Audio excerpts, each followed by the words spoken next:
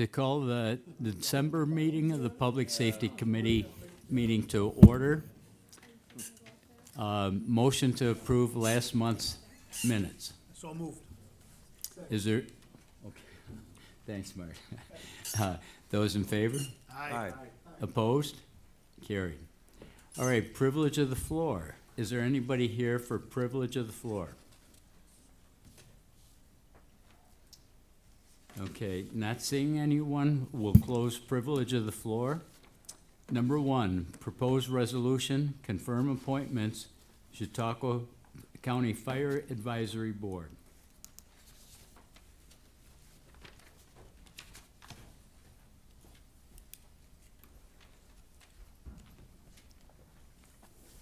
James Feldman from the County Executive's Office.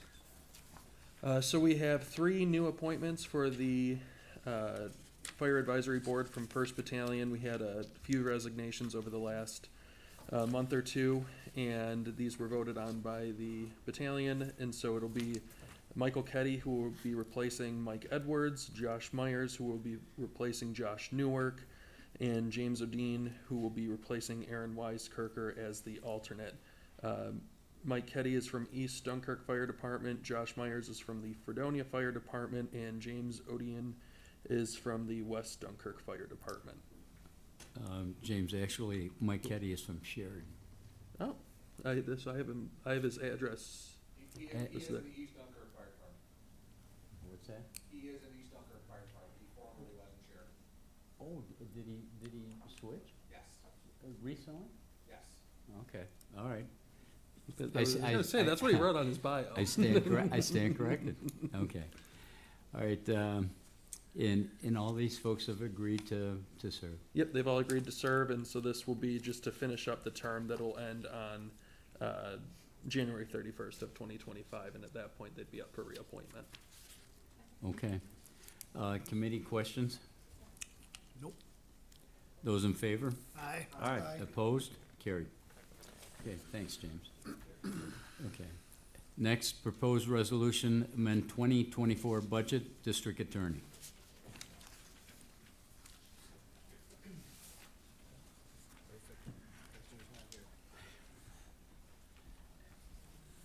Thanks for coming. Oh, no problem. Good afternoon, Sam Zaffuto, Deputy Director of Finance. This is a budget amendment to cover some overages in the District Attorney's Office using some grant funds from the Discovery Reform funding. So it's just covering some overages prior to year end, and just looking for your approval on that. Okay, Sam, pretty straightforward. Committee questions of Sam? No. Those in favor? Aye. Opposed? Carried. Thanks, Sam. Okay, next, proposed resolution authorize acceptance of fiscal year 2024 Emergency Management Performance Grant, EMPG 24. Noel Gutman, Director of Emergency Services. So this is a grant we get pretty much yearly that goes towards mostly towards training and planning for emergency management operations and hazmat operations. This is, I know we're finishing up one and we're doing, some lithium-ion battery classes, battery-wide is one of the things we're using to fund with that, as well as some other hazmat studies. Noel, a 3-year grant, it looks like? Yeah, that's typically how they are. They, performance period of a couple of years to expend the funds. Okay. Committee, questions? I got one question. Yeah. I'm not sure if it's related to this specifically, but you said batteries. Yes. Is there any training or anything going on for these battery energy storage systems that we're looking at in the county that? Yeah, New York State OFPC has some training, and also we're looking at, one of the things we could be looking at with this grant would be bringing in more of the storage system training stuff, yes. But the New York State Fire Prevention and Control does have a battery class, and they're working to update that.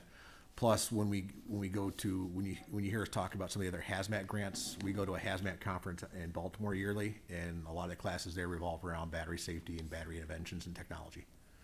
But these big battery storage. Yes. Okay, Yeah, so we are receiving training on that, and there's a lot more of that to be coming. okay, You okay, Mark? yeah. Okay. absolutely. Any other questions on this resolution? Those in favor? Aye. Opposed? Carried. Okay, you know what, next, let's see, are you here for the next one? Yeah. Noel, or, The okay, Next one's mine. okay, go ahead. Oh, well, let me read it. Okay. So you shut me down Proposed before, huh? resolution, authorized acceptance of fiscal year 2024 State Homeland Security Program, SHSP 24. Yeah, this is another one of those yearly grants with a multi-year performance cycle. This particular grant, I know we use for a lot of different aspects. We use it, this is what pays for our IM responding software and some of our DLAN software for emergency management stuff. We're also using this to update different type of radiation detectors and gas monitors that we use throughout the county. But this is a yearly grant. But for a term of 3 years? Correct. Okay. Okay, committee questions on this one? Those in favor? Aye. Opposed? Carried. Okay, now, let's see, Jim, before we get to you, we do have the probation director here, so I'd like a motion to take, proposed resolution 12 out of order. I'll need a motion in a second for that. So moved. Is there, oh, let's see, okay, did you second it, Mark? Okay. Olivia, you got that? Okay. All right, we'll take number 12 next. All in favor? Oh, yeah. Thank you, Chairman. Those in favor? Aye. Opposed? Carried. Okay, yeah, proposed resolution number 12, reallocating salary grade for probation assistant, including Spanish speaking, probation officer trainee, including Spanish speaking, probation officer, including Spanish speaking, and senior probation officer. Good afternoon. I'm Gilbert Taylor. I'm the Director of Probation. I respectfully request you approve this resolution to raise the grades in our department. This has been included in our 2025 budget, and it is really necessary for recruitment and retention in our department.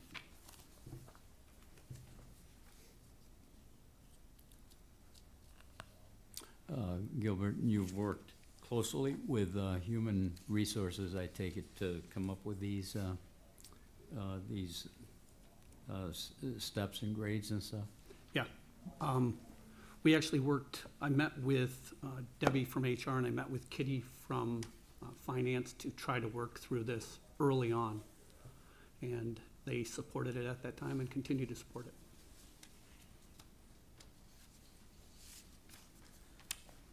There's some other good news for this too, but I could cut off the question.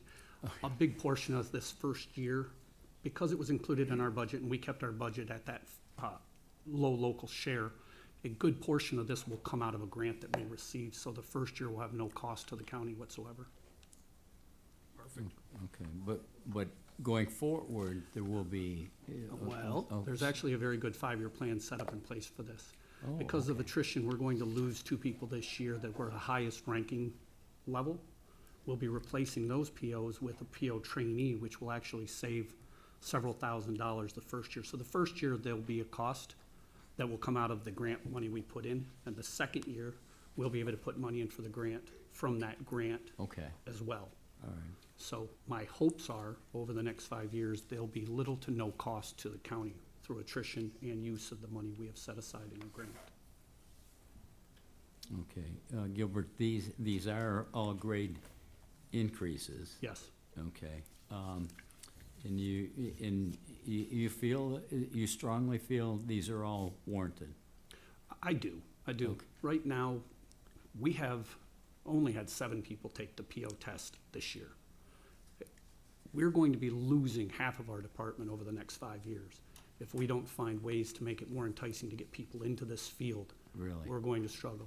Not to mention, our numbers since COVID has hit have gone back up from the 850 to almost 1,200.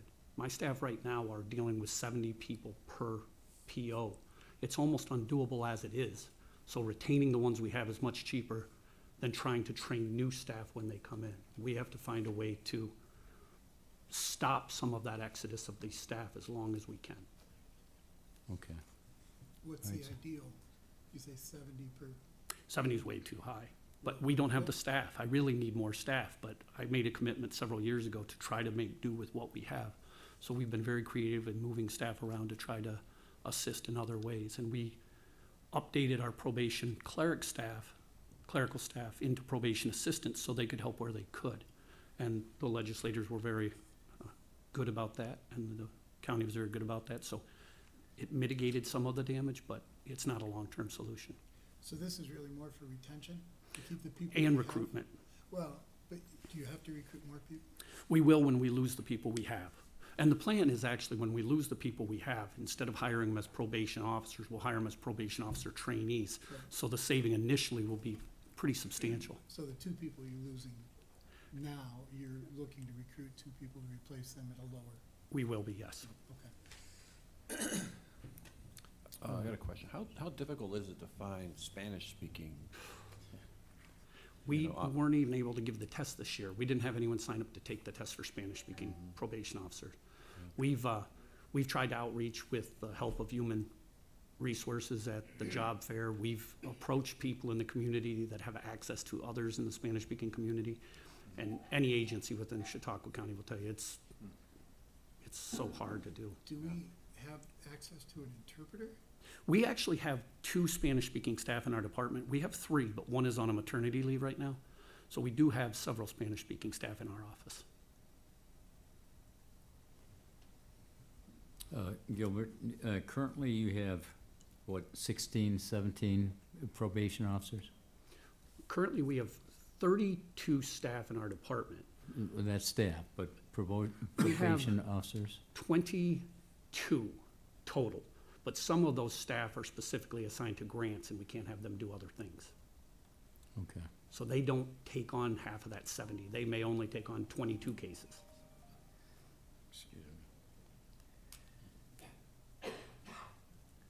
Okay, thank you.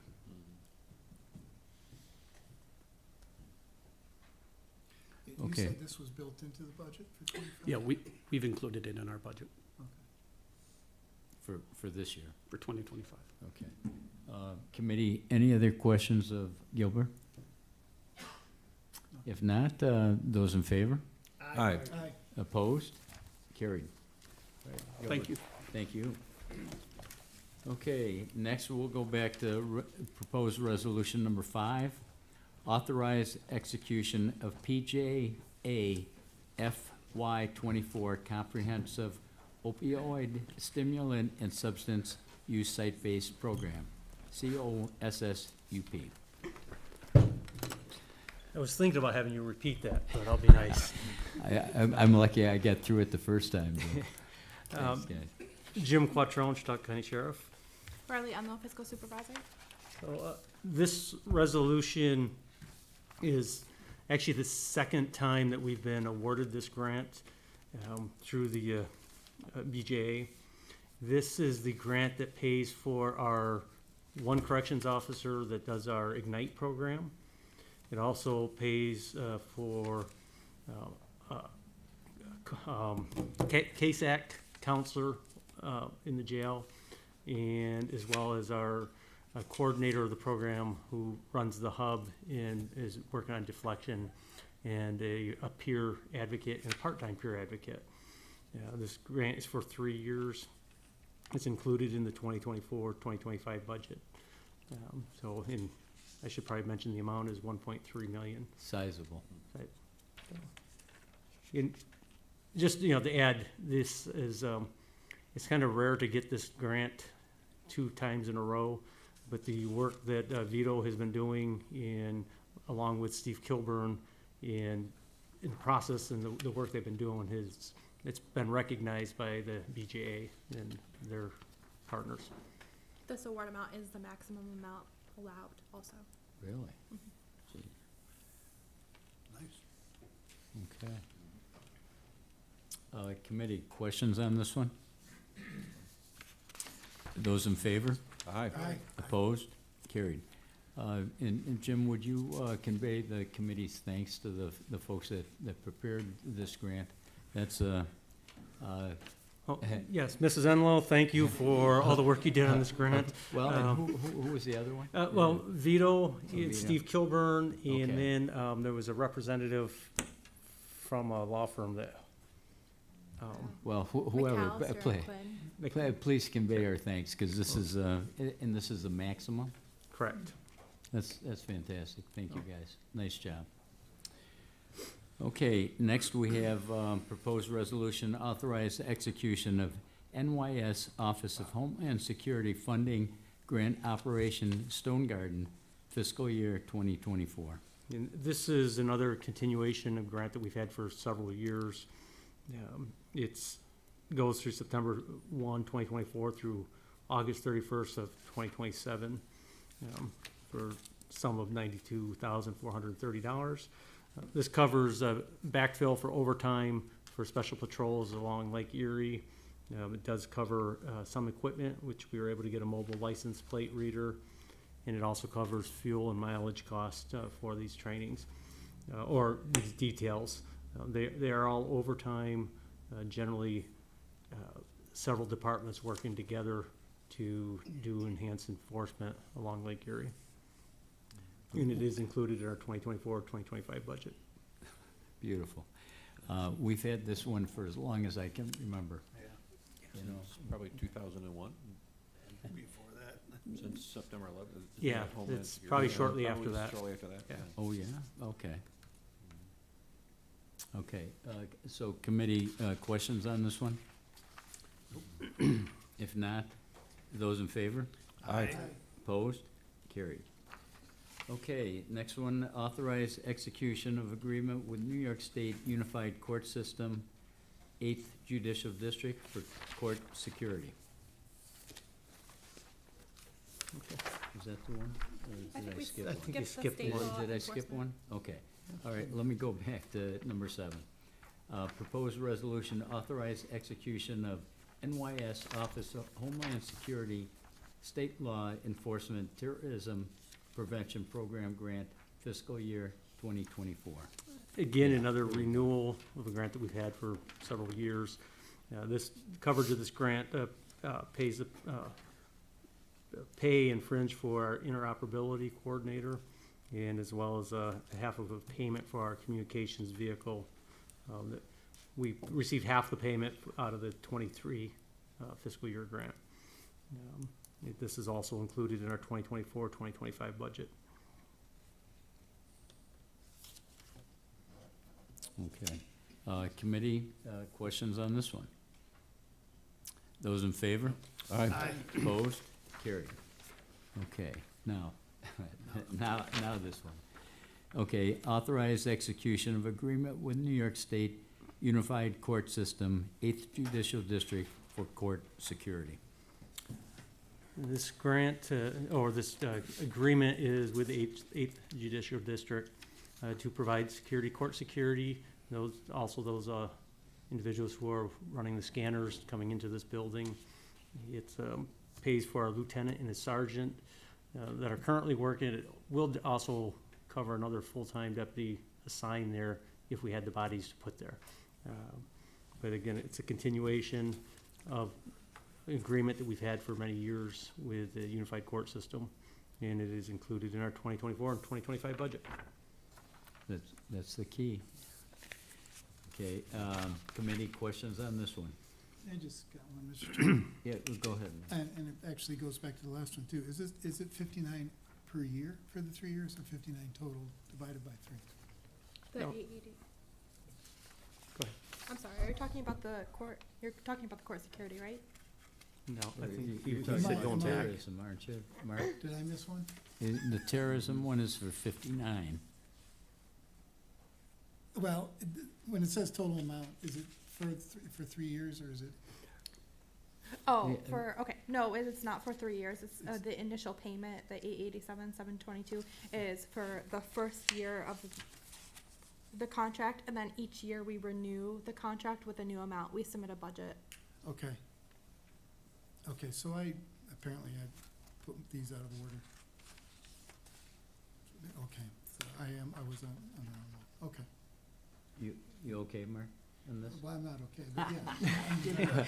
Well, Yes. Are you okay with the resolution? I'm okay with the answers. Okay, all right. So next year could be less or more depending on the budget?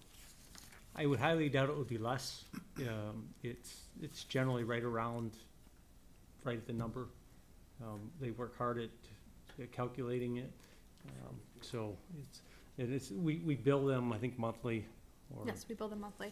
So typically every year, at the end of their fiscal year, they send us a spreadsheet, basically we fill out, and we fill out all of our court officers, our lieutenant and our sergeants' hourly rates for the next year, and that's how they decide on the payment amount. So it could go up next year. Yes. Not drastically, but, so. Okay. Any other questions on this one? Those in favor? Aye. Opposed? Carried.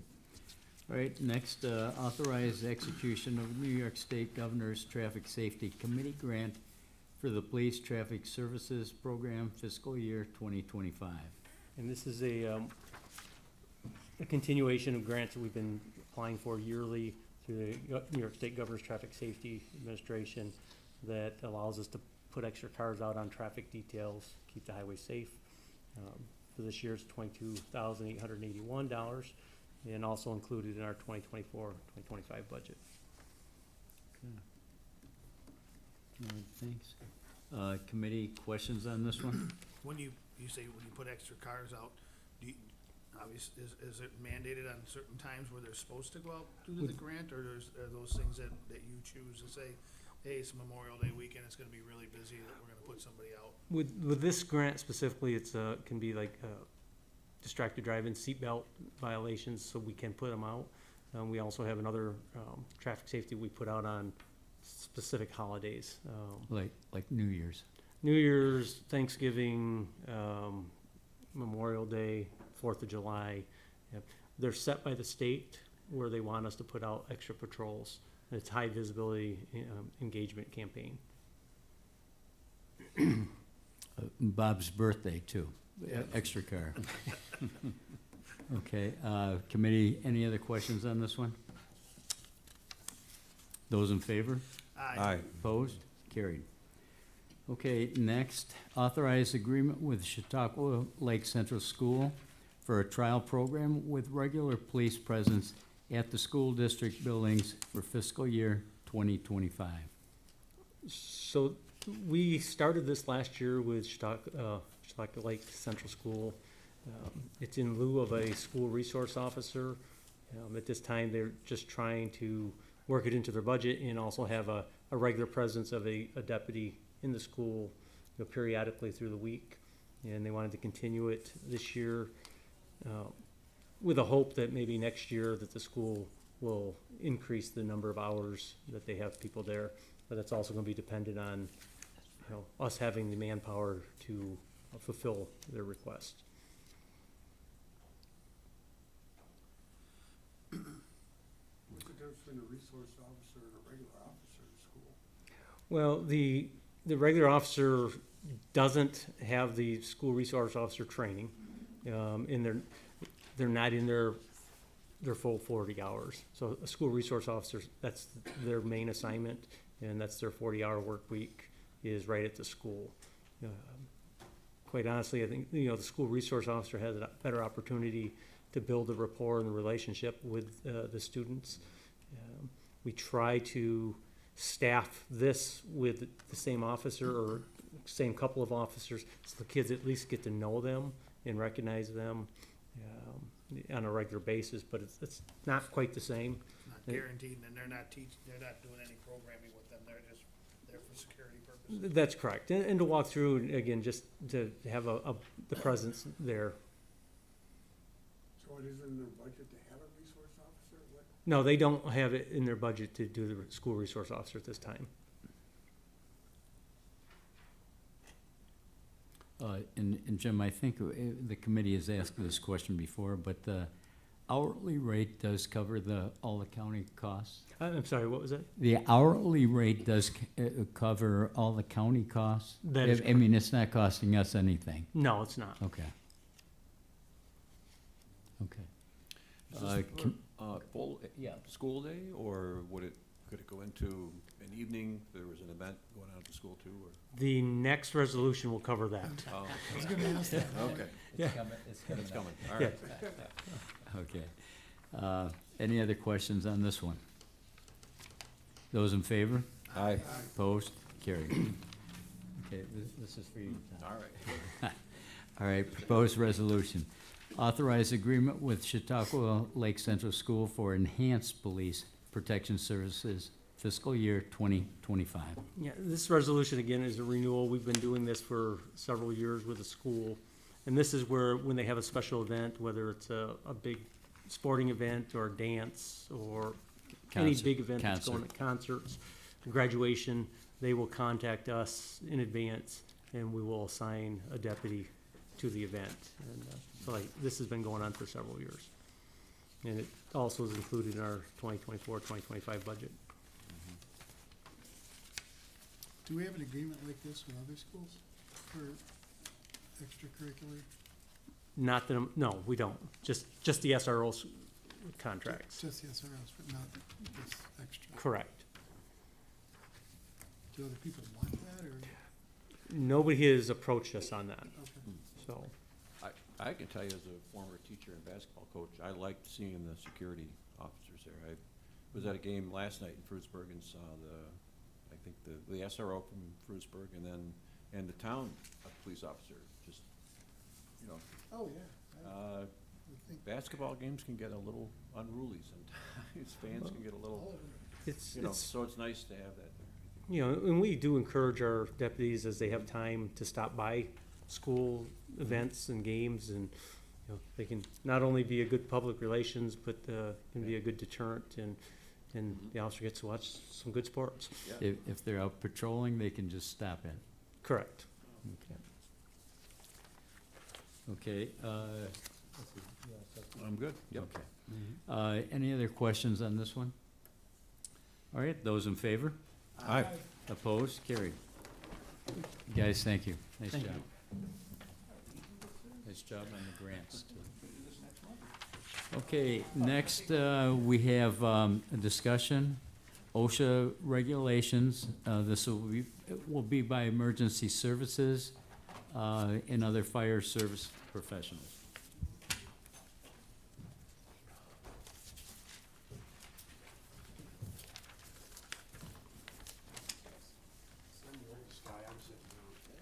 Oh, you know what, we'll get you another chair.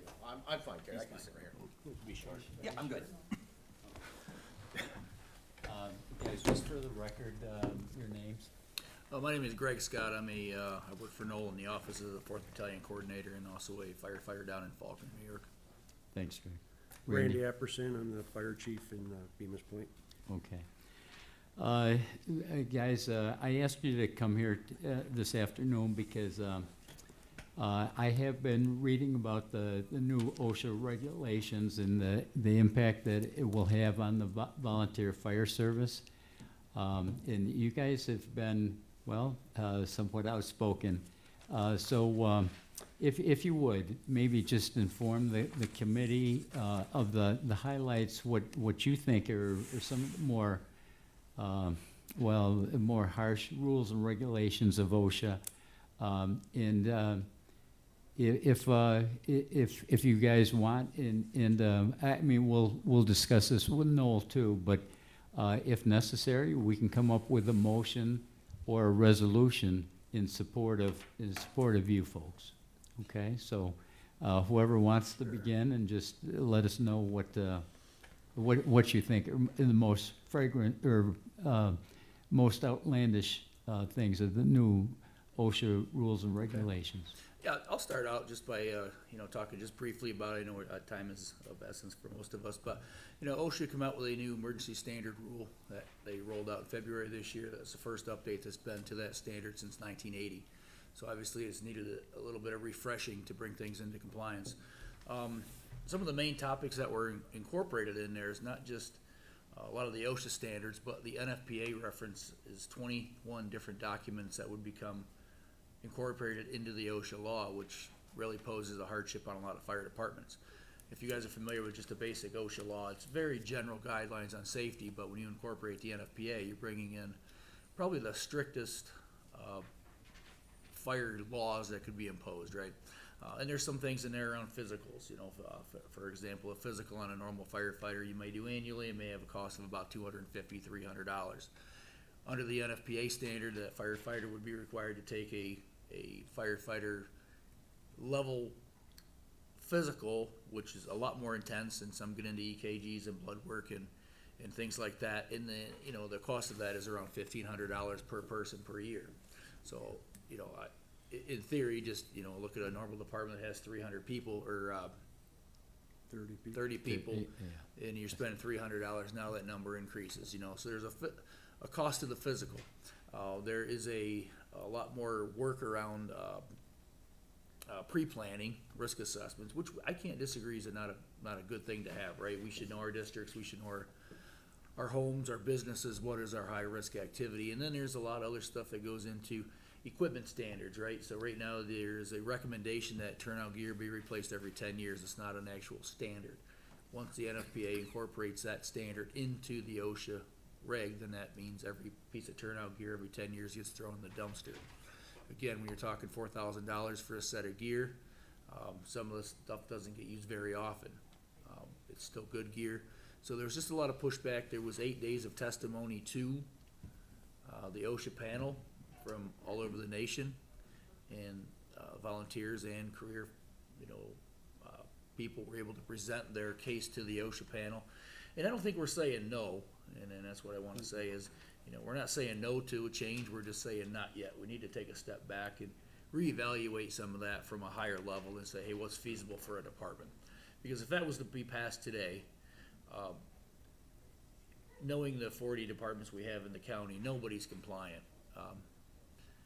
Some could probably get there, but my guess would be 70% of the departments are just gonna, I wouldn't say fold, they're not gonna close up the doors, they're just gonna run under a non-compliance, which will end up being a problem the next time somebody gets hurt and there's a lawsuit. Well, we only have one fire chief in the county that would be qualified. I was just gonna pass it on to Randy really quick to talk about some of the increased training levels. You wanna take that one, Randy? Oh, I'm sorry. And who might that be, Randy? No, not me. Oh, no, One of the not- firefighter. oh, One of I the thought it career was guys in you. the city of Dunkirk, I believe it is. Oh, is that right? That's one of Okay. the career members up there. He's the All right. only one. So, as Greg was saying, I gave some open testimony, and I focused in on the training aspects to be a fire chief. You testified? I for- testified. Okay. I had 7 minutes, and I went to 9. They gave me 9 minutes because 2 people didn't show up. And I talk a lot. So, what I tried to put in perspective, we agree with safety. There's not a chief in the country that doesn't agree with safety. However, when you look at a basic volunteer firefighter, just to ride on the fire truck, you need 79 hours of training. And that's nightly training or on the weekend, so it could go out for 2 or 3 months, this training. Sure. Is that annually? No, it's just to get into the fire initial, it's like the academy. And then, if you wanna be an interior firefighter like Greg and I and Noel are, where you wear the air packs and actually for some stupid reason wanna go into a burning building, that's another 50 hours of training. That's your interior. And those numbers are going up by the state, so. So those two, so for any volunteer you see on a truck, there's 120 some hours right there before they can even put an air pack on to get on, and we're already losing people. But we need this training, we're not disputing it. This is where it gets, so if you wanna become an officer, a lieutenant or a captain, you need to go to Fire Officer 1 school. Okay, it teaches you how to be a fire officer. But in order to go to Fire Officer 1 school, you have to be Firefighter 2 certified. That's another 40-some hours, 42 hours. And so I'm Firefighter 2, we all are Firefighter 2s. So then we can go to Firefighter Officer Class 1. That's just to be a lieutenant or a captain. In the volunteer service, those guys are the ones doing the truck checks, okay? Those are the young kids that are gung-ho and just coming in. That's when we make lieutenants. So to be an assistant chief, not only do you have to have those prerequisites, you have to have Fire Officer 2 school, which we give twice a year in this county, maybe? we're lucky. if we're lucky. We just had one 2 weeks ago, and it was filled up in a matter of days. But that was the first one in a few years, maybe, right? And then to be in my category, this is where all three of us fail. You have to be a chief, you have to have Fire Officer 3, which is basically like you're going to go to the National Fire Academy. It's almost graduate level training. So we're not opposed to, this is great stuff for a career firefighter, a chief. I mean, that's what they need to do. But for us volunteer chiefs, it's just going to, one, create stagnant. Nobody's want to go to these schools or be qualified, so you're gonna have the same chief for 100 years that's qualified, and that's not good for a volunteer organization. Or people are just gonna say, I'm not going to school, because there is no school. To me, it's an unfunded mandate. If they would provide the classes on a regular basis and provide the funding for these classes and make them flexible and not have a Monday through Friday, 8 to 5, we can get some buy-in. But the way it's structured or has been structured in recent history, it's not very flexible for the volunteer to attend these things Do they have to physically go, or can they do it online? physically. It's all classroom. And what Randy didn't touch is that, you know, a Fire Officer 1 class is, I think, 69 hours. That's a big one. Fire Officer 2 is an additional 40 hours. Fire Officer 3 is an additional 40+ hours, right? So you're gonna have 314 hours from the time the kid joins the fire department to wanting to be fire chief. That's just in officer required training through the NFPA, if that was to get incorporated into that OSHA standard. That doesn't count the annual 8 hours he has to do for his OSHA training annually, his pump operator training, his drills with his departments, his county. The EVOC, I mean, everything now relates to you have to go to a state school or the authority having jurisdiction, like me, the chief, can say, it's okay, you can drive this fire truck, no, but then who takes liability? Me, the authority having jurisdiction. And they have to show that their local training that they did under their AHJ is equal to or greater than training offered by the state. So, although training is needed, there's gotta be something developed between the professional level and the volunteer level. You know, this 1910.156, this whole thing we're talking about, these OSHA standards, there is a lot of good stuff in there. You know, the whole thing is not a bad update, but it's a very overreaching update, and it's going to cripple, not this, and what these gentlemen are saying is what's being said across the state and across the country. And I don't like drawing a line in the sand between career firefighters and volunteer firefighters. The career side of the equation is very much in favor of almost all of this or a lot of it. The volunteer side across the country, not just us, but across the country, is gonna be greatly impacted by this. And when OSHA did this standard as upgrade, they are saying they didn't realize it would have this impact. And that's why a normal was about 5 to 7 year process from implementation or from conceptualization to implementation. And I think we just reset, the country has helped reset that time frame with OSHA because of all these unprecedented number of feedback and unprecedented number of speakers. There was another gentleman from Ripley Fire Department that went on and spoke as well, Mr. Rob Galbraith.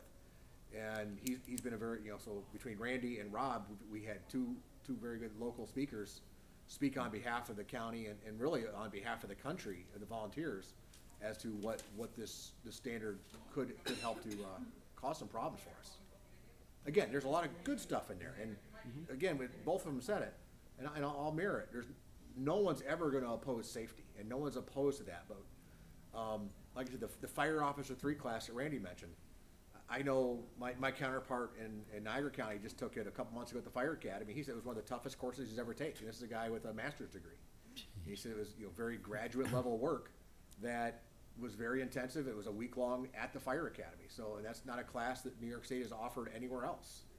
So, it's going to make some difficult hardships to try and get our volunteers to comply with these standards. One final thing, when it comes to the training, Bemis Point, we cover Chautauqua Lake, any emergency on Chautauqua Lake. So we have a water rescue division, technically, right? OSHA now requires that we spell any specialized unit, the sheriff's office, Nolan, all these specialized units are gonna have to spell out a mission and train to that mission and prove that you have the training, and it's not like we don't train, but to what standard, where it's kind of ambiguous right now, they haven't said that yet. So Bemis Point, I'm gonna have to get I'm gonna have to get buy-in from my volunteers to wanna go to upgraded advanced water rescue classes, or we might not be in that business.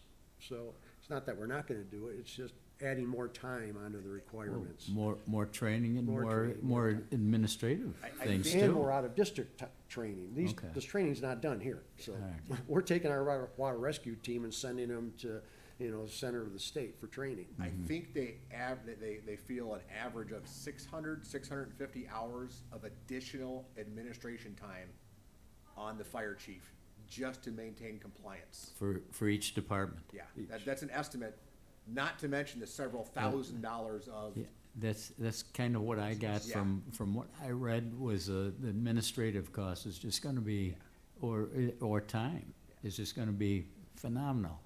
And 65% of our first responders nationwide are volunteers.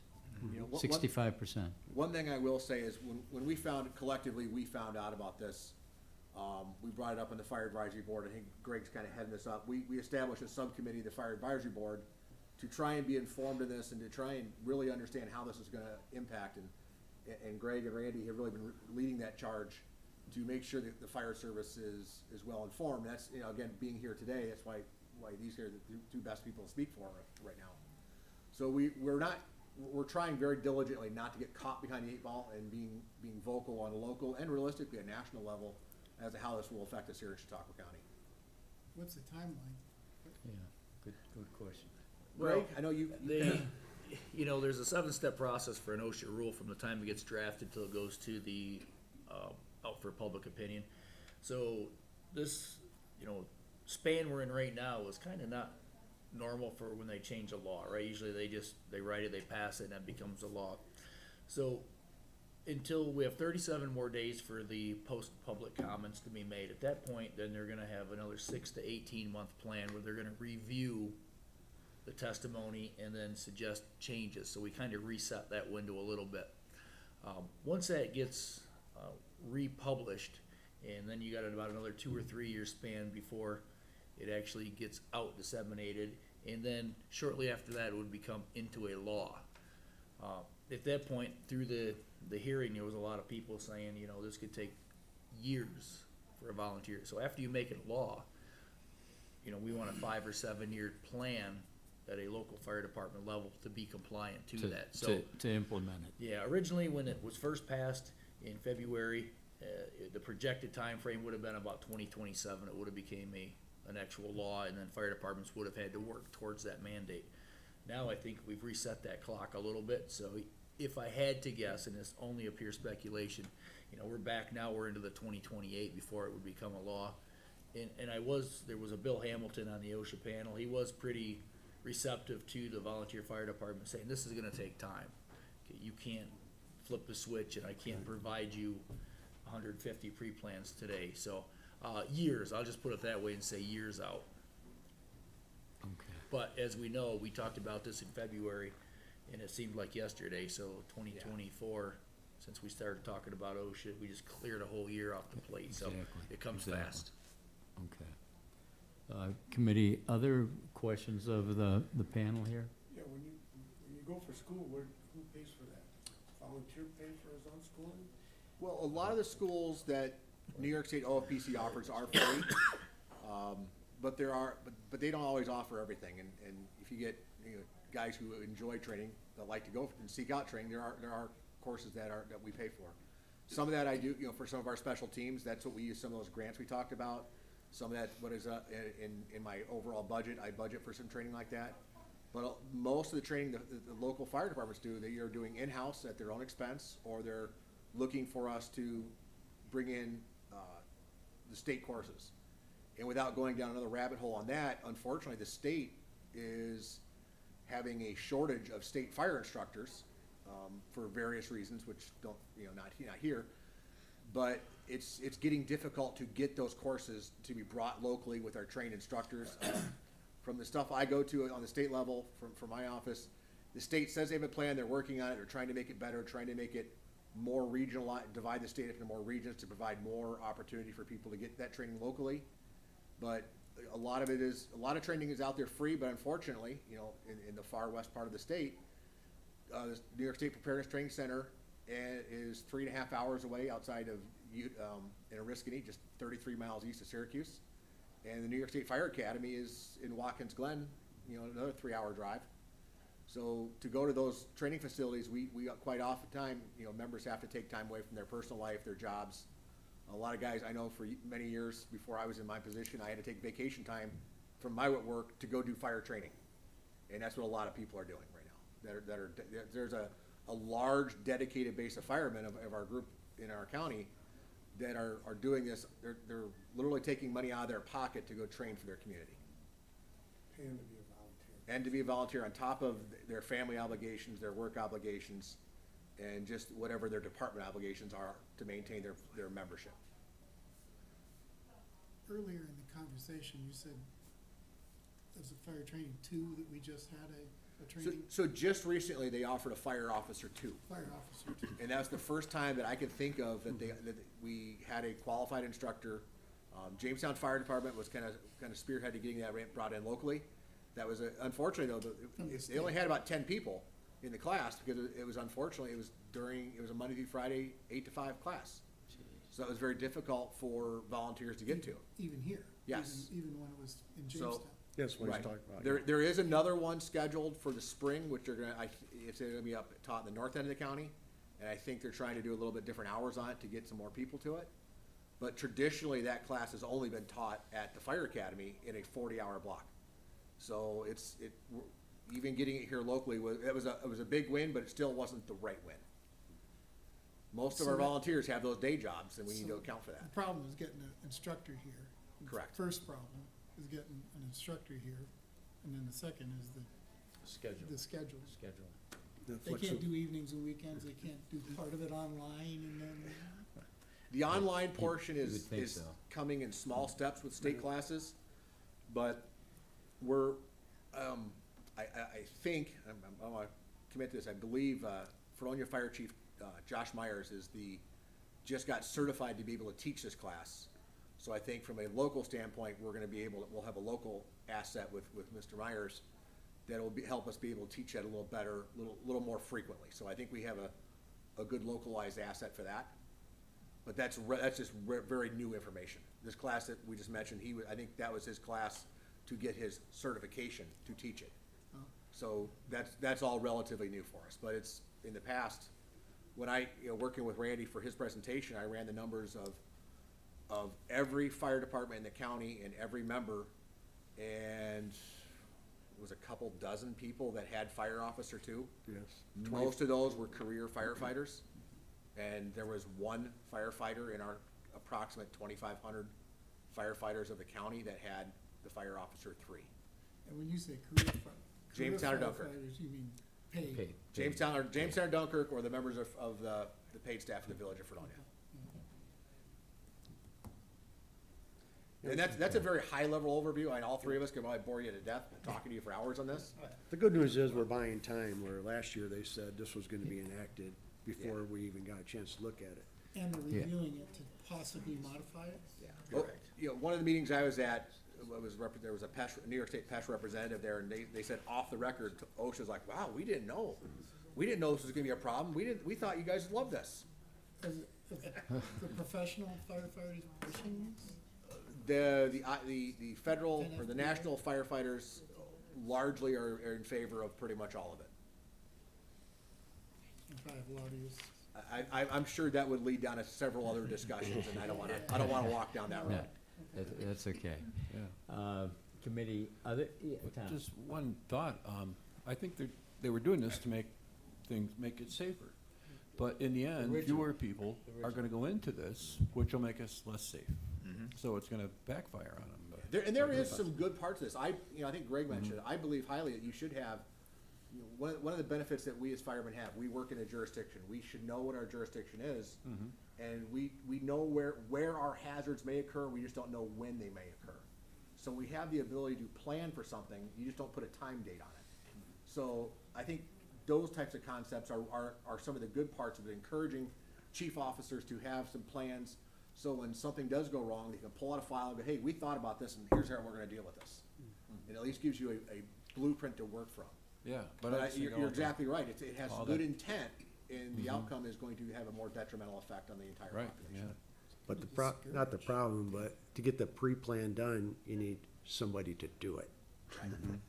Volunteer agencies, you know, who's gonna go in Faulkner, look at the commercial buildings and do all those pre-plans in That- Faulkner? That That's adds more duties, more duties, administrative more duties time. to those chief officers on, Yeah. again, on top of running the calls, running Or the the life. landfill.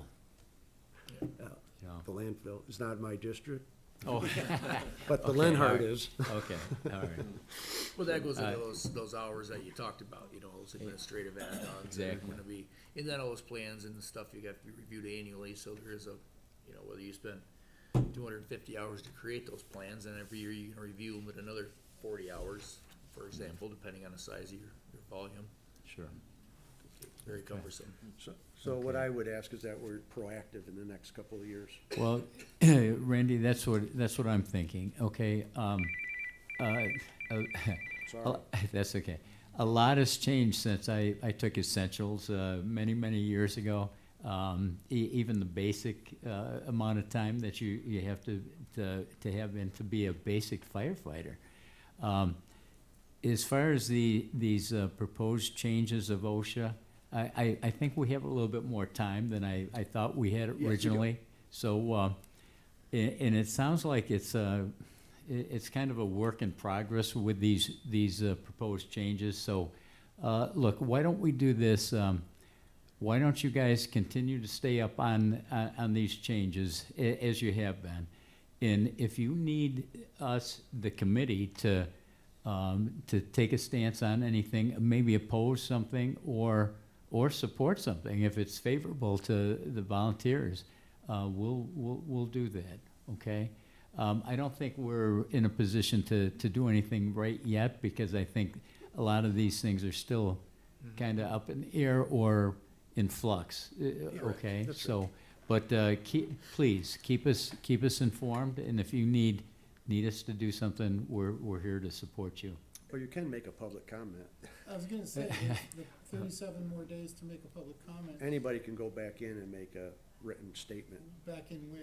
And how do we do that, Randy? You go into the, Yeah, I can, okay, well, I okay. will email you. They the sent out email. us a link. Send it to the Public Safety Committee, and if we can mention it to other, For public? well, it'll be public record, whatever you say. Yeah, the answer No, is yes. I mean, Yeah. can Joe Citizen? Yes, something? yeah. Yeah, anybody can Anybody. comment on it. well, and if we did, what would you like us to say?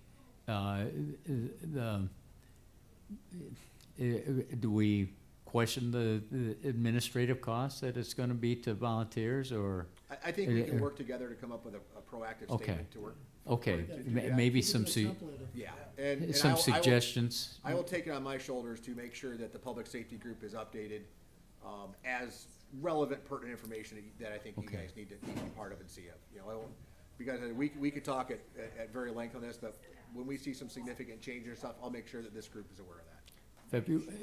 February 1st is the last day, roughly, for public comment?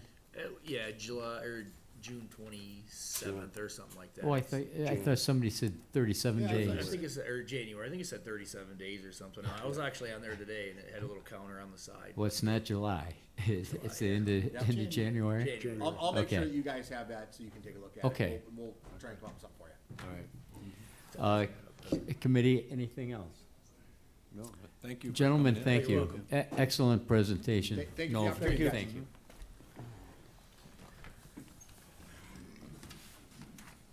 Thanks, Randy. Thanks, Greg. Motion to adjourn. Uh, Yes, motion to adjourn. We have a second. Those in favor of adjourning? Aye. Opposed? Carried. Thanks, committee. Olivia, is the reorganizational meeting, is that on the second?